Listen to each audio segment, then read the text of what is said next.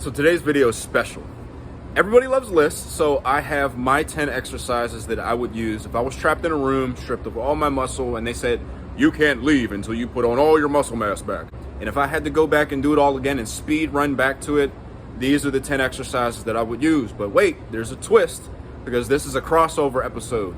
I am paging Alex Leonidas, Jeffrey, Natural Hypertrophy, Faz Lifts, and Sam to make their own top 10 lists to follow up on this one.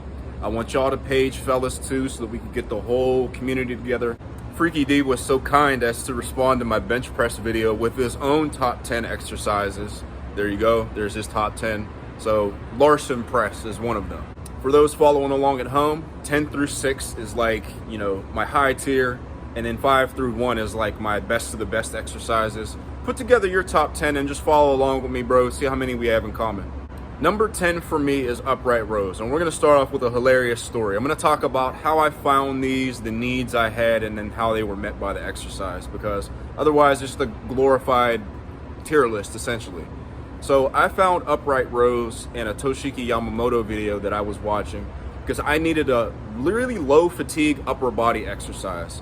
I had tweaked my shoulder and pec in a non-training related incident, and I just couldn't bench press. And this, ironically, is probably what led me to experimenting with things other than bench press, which added to my repertoire of exercises that I used. But upright rows were something that people treated like the boogeyman. I made videos bemoaning that that is not the case, the many benefits of the exercise. For me personally, in fact, upright rows were an exercise that not only did it get my shoulders bigger, my upper back, but it also made my shoulders feel better. You know, it didn't do anything for my pec, but my shoulder tweak, it made it feel better.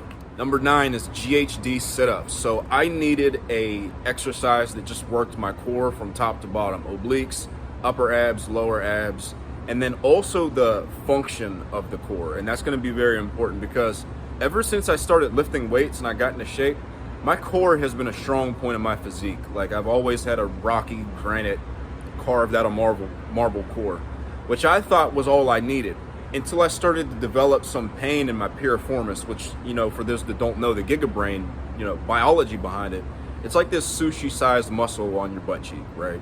And when it gets pissed off, it's very annoying because it can start to degrade your squats and your deadlifts and whatever lower body exercises you're doing, right?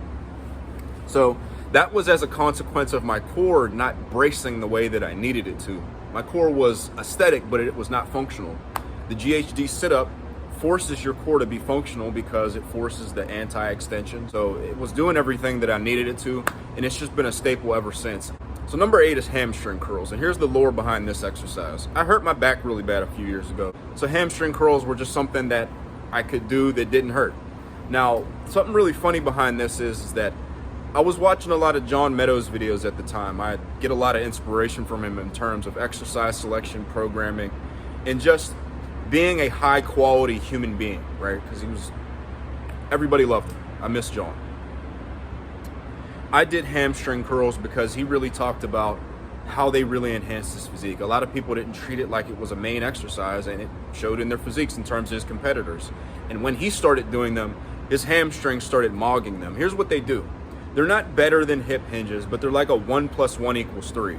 1 being a hip hinge and 1 being the hamstring curl, meaning if you don't do them, you do not get the 3, right? So they're just 1 on their own. Ever since I started doing them, I noticed that my hamstrings feel fuller, they feel stronger, and man, they're just fun to do. Number 6 and number 7 are bicep and tricep related. The dual rope push down and the cable curl, they're interchangeable. Let me know what you like training better, biceps or triceps. But for me, I needed these because for a long time, just the meta of training was very compound specific, which has its gifts and its curses. One of the curses is that a lot of people lack the type of arm development they're looking for just by doing compounds. So I needed isolations that really, no bullshit, allowed me to isolate my triceps and my biceps, because on a lot of movements, I found that honestly, because my pecs, my shoulders, and my back are so developed compared to them, it was just easy to cheat on a lot of exercises like easy bar curls, like, you know, V-bar push downs, which are great exercises, but for me, to isolate them best, these movements really take everything but the triceps and the biceps out of it, which is why I really love them. Number 5, you already know, Nothing compares to squats. You can do leg presses, but why? Why do an inferior movement? It's a heel elevated high bar squat. Not a lot of fellas at home have an SSB. My favorite is the Bells of Steel SSB. I use it all the time. That's what y'all see me use.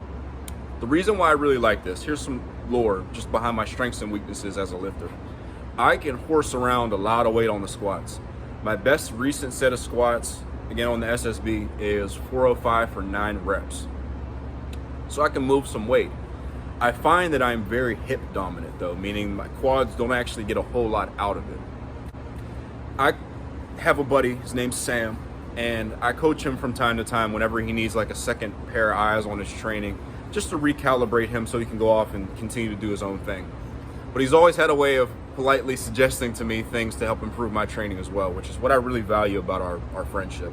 And he basically said, bro, like, look, man, you got a really strong back. Try this exercise out. And lo and behold, man, look, I do this exercise, my quads have gotten way bigger from it. The key with this is that you have to keep your knees pushed forward throughout the entire range of motion, essentially. If you feel them wanting to push back, fight back against that, you know what I'm saying? And that's just something that you have to experience to know what I'm talking about.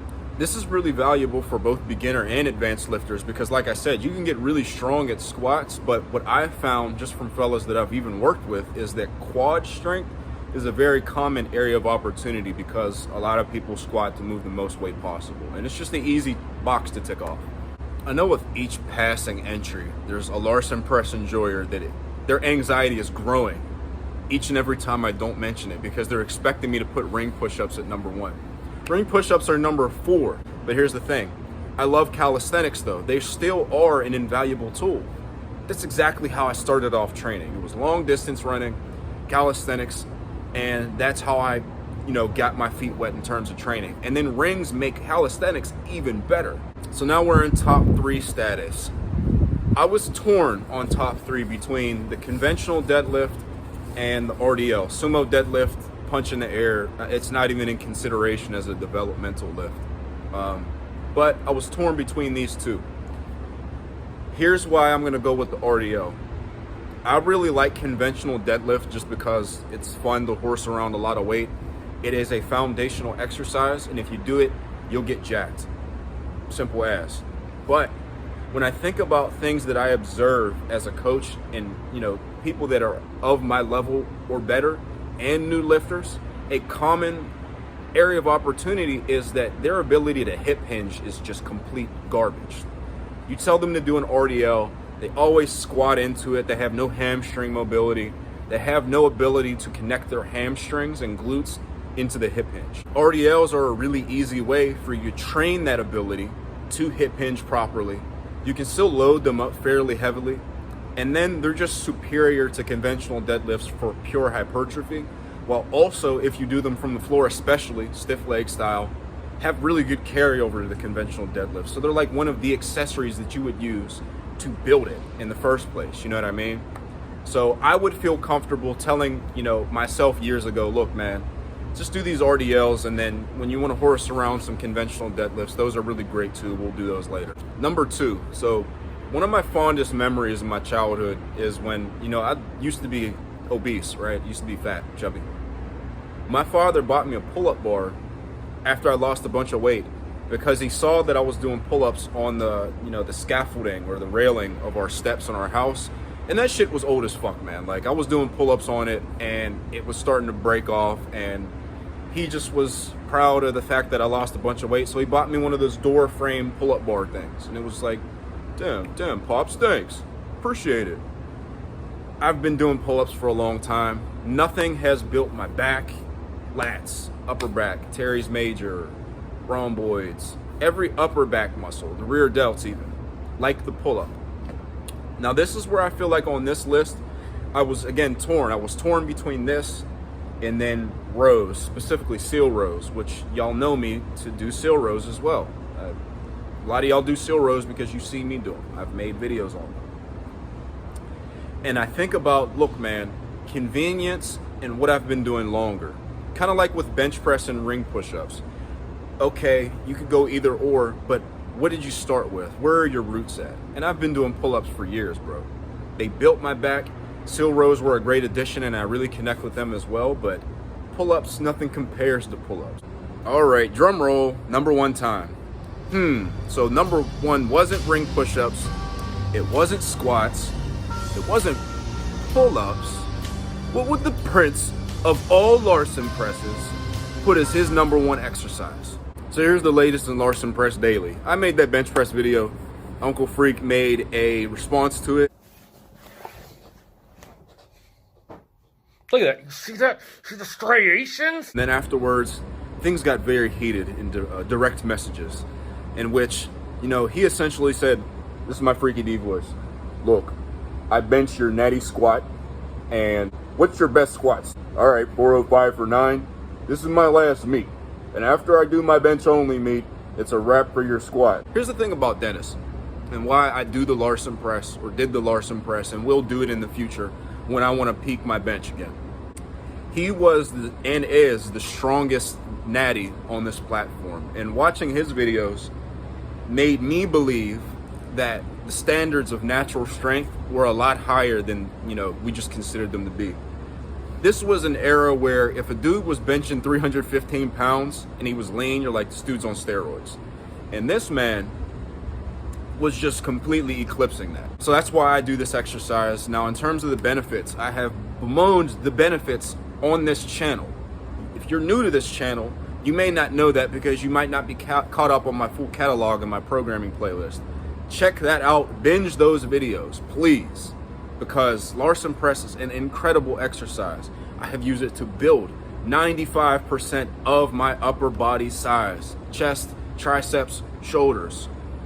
Quick safety tips before I leave y'all guys go, because I got to get some food in my belly I haven't eaten yet. If you do this exercise, I've loosened my, okay, I used to say, look, man, you only really need this exercise if you're this strong. And you'll see that after you watch my Larson Press videos. But so many people started doing it, I'm like, man, whatever, okay. Just when you do it, stay safe. Use a bench that is not a pencil-thin commercial gym bench. And if you have to use a pencil-thin commercial gym bench, Larson Press is not an unstable lift, but if you lift your legs off the floor and the bench is kind of thin and you're not even on both sides, things can get a little dicey, okay? So if you have to use that pencil-thin commercial gym bench, put a plyo box that lets you rest your feet on it, please, so that you can stay safe while you do it. Also, bench in a squat rack if you can. If not, please get a spotter. All right, fellas, this was a lot of fun. One of my additional twists is I'm working around the rules a little bit. I know I said 10, but I have some honorable mentions in the pinned comment and why that y'all can read there. I'm keen to see what we have in common, you and I, but also myself and my colleagues, Natural Hypertrophy, Alex, Jeffrey, Faz, the whole crew. And once this is all done and everybody makes their own version of this video, I really am excited to see what that culminates to in that program that Dennis put together for us. You have any questions, comments, please let me know. I'll see you later. Have a good day.